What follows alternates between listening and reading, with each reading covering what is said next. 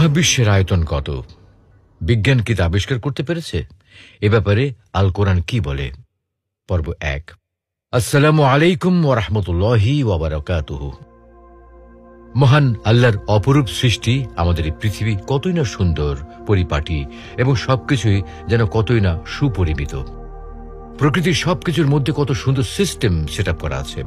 প্রকৃতির রূপ ও জীববৈচিত্র্য এবং তাদের জীবন ধারণের মধ্যে রয়েছে একটি সুনিপুণ প্ল্যান ও ডিরেকশন, যাকে বলা হয় ইকোসিস্টেম। তাই পৃথিবীর চতুর্দিকে যেদিকে তাকাই সেদিকে দেখতে পাই অনাবিল সৌন্দর্য। পাহাড়, নদী, বন, সমুদ্র সবকিছুর সমন্বয়ে যেদিকে চোখ যায় সেদিকেই দেখতে পাই সুন্দর আর নিয়ামতের অফুরান ভাণ্ডার।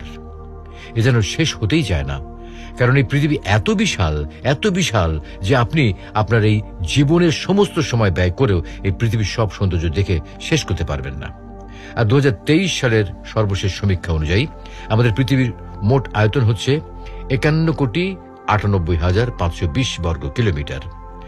আর এর মধ্যে 36,11,48,200 বর্গ কিলোমিটার হচ্ছে জলভাগ, অর্থাৎ পৃথিবীর মোট আয়তনের প্রায় 71 ভাগই সাগর, মহাসাগর বা পানি আর পানি, এবং মাত্র 14,89,50,320 বর্গ কিলোমিটার হচ্ছে স্থলভূমি। তাহলে স্বাভাবিকভাবে প্রশ্ন আসতে পারে, যদি আমাদের পৃথিবী এত বিশাল হয় তাহলে এই মহাবিশ্ব কত বড় বা মহাবিশ্বের আয়তন কত? আর এই মহাবিশ্বের স্রষ্টা মহান আল্লাহ তাআলাই বা মহাবিশ্বের বিশালতার ব্যাপারে পবিত্র কোরআনে কি বলেছেন সেটাই আজকে আমরা জানতে চলেছি। আজকের আলোচ্য বিষয় অনেক গুরুত্বপূর্ণ এবং চমকপ্রদ হতে যাচ্ছে। এই ছবিটির দিকে দেখুন। কেউ কি বুঝতে বা চিনতে পেরেছেন? এই ছবিটির নাম ভয়েজার 1 পেল ব্লু ডট।